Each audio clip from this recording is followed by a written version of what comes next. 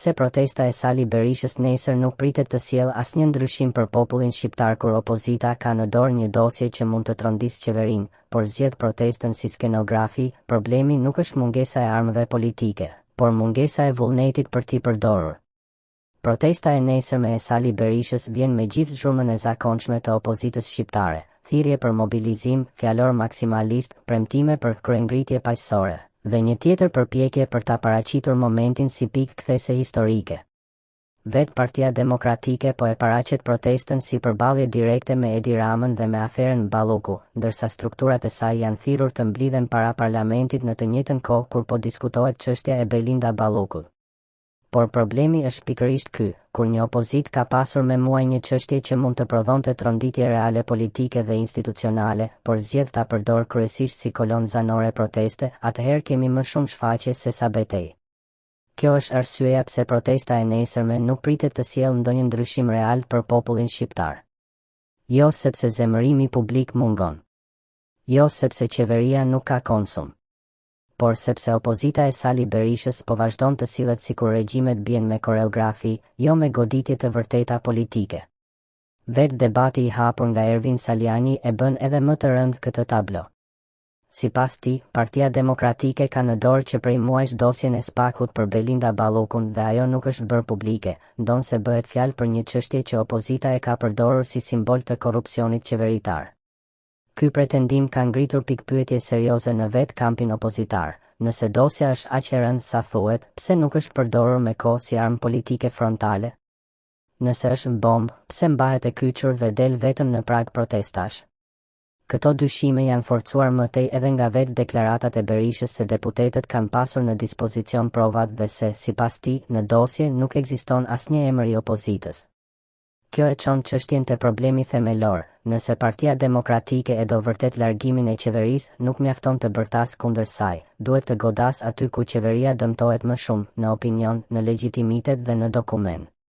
Por deri tani, ajo që shihet është e kundërta. Dosja Balloku është përdorur si flamur retorik, jo si mjet i plot politik. Dhe kur një opozit zgjedh të mos e çojë deri në fund një çështje që vetë e konsideron shkatëruese për qeverinë, lind dyshimi i pashmangshëm, ose nuk beson as vetë te fuqia e saj, ose nuk do ta përdor me të vërtetë deri në fund. Kjo është arsyeja pse protesta e nesërme ngjan më shumë me show mediatik se sa me akt real opozitar. Berisha po bën me muaj të tërë atë që di të bëjë më mirë, ta mbaj vëmendjen te vetja, ta mbush hapësirën publike me retorik lufte dhe ta shes çdo dalje si fillim revolucioni. Por populli shqiptar nuk ka më nevojë për teatr politik. Ka nevojë për opozit që prodhon presion të qëndrueshëm, dokumenton korrupsionin, i shkon deri në fund aferave dhe i bën publikut të qartë jo vetëm se kush vjedh, por edhe si mbrohet vjedhja. Në këtë pikë krahasimi me forca më të vogla opozitare bëhet i pashmangshëm. Adriatik Lapaj, me shumë më pak strukturë dhe më pak mbështetje, ka krijuar shpesh perceptimin e një opozite më të drejtpërdrejtë dhe më pak teatrale. E njëjta vlen edhe për Lëvizjen Bashkë dhe Partinë Mundësia, të cilat, me gjithë kufizimet e tyre numerike, kanë arritur në disa momente të japin një qëndrim më të pastër dhe më pak të konsumuar kundër regjimit politik të Edi Ramës. Kjo nuk do të thotë se këto forca kanë peshën për të rrëzuar sistemin. Do të thotë se në një klimë mosbesimi total, shpesh serioziteti i vogël vlen më shumë se spektakli i madh. Kjo është një vlerësim analitik, jo një fakt i matshëm numerik, por është i lidhur ngushtë me mënyrën se si opinioni publik po e lexon opozitën tradicionale. Protesta e nesërme, pra, nuk dështon sepse del pak njerëz apo shumë njerëz. Dështon politikisht që në nisje, sepse vjen pasi opozita ka humbur muaj të tërë në retorik pa prodhuar goditjen që vetë pretendon se e ka në dorë. Kur ke një dosje që e përshkruan si shkatëruese për pushtetin dhe nuk e përdor si duhet, protestat nuk duken më si vazhdim i betejës. Duken si zëvendësim i saj. Dhe ky është thelbi.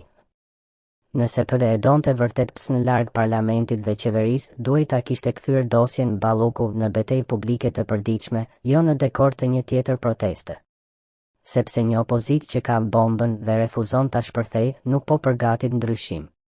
Po menaxhon spektaklin e mos ndryshimit. Në fund, populli shqiptar nuk ka më nevojë të dëgjojë se nesër është dita vendimtare. Këtë e ka dëgjuar shumë herë.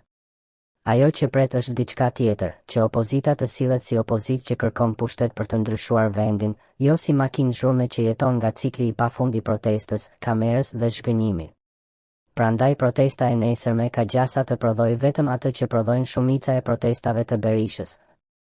Pak tym politik, shumë mediatike dhe asnjë ndryshim real për shqiptarët.